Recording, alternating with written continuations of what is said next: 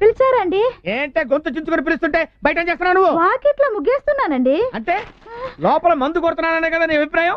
ఏమండి, ముగ్గుకి పెగ్గుకి ఏమన్నా సంబంధం ఉందా? తాగినప్పుడు నేను చెప్తున్నాను నాకు ఈ దరిద్రుడు వద్దని.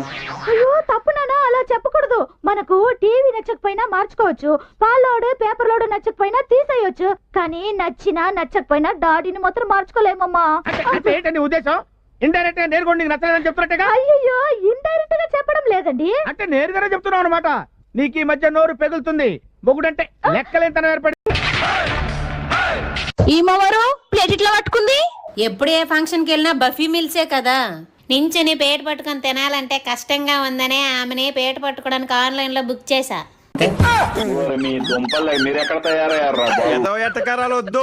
లాయర్ గారు, నాకు మా ఆయనతో మళ్ళీ వెంటనే పెళ్లి చేసేయండి. ఎందుకమ్మా? విడాకులో ఈ వారమే కదా అయింది. విడాకులు అయినప్పటి నుంచి ఆయన చాలా సంతోషంగా ఉంటున్నారు. నీకు వంట చేయటం వచ్చా? మా ఇంట్లో కుక్కున్నాడండి. పోనీ అంట్లు తోవటం వచ్చా? మా ఇంట్లో పని మనిషి ఉందండి.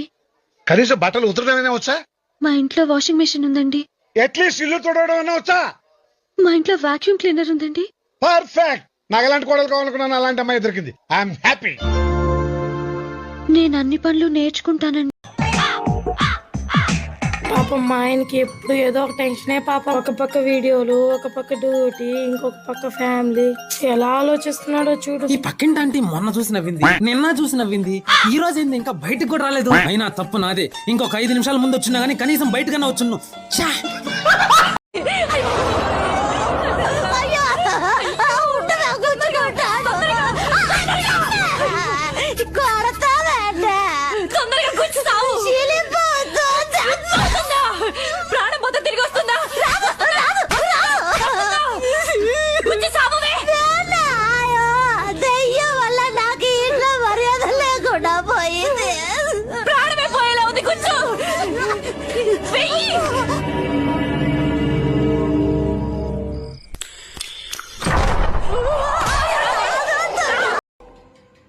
ఒక మనిషి ఎంత రిచ్ అయినా హచ్ అనే తుమ్ముతాడు.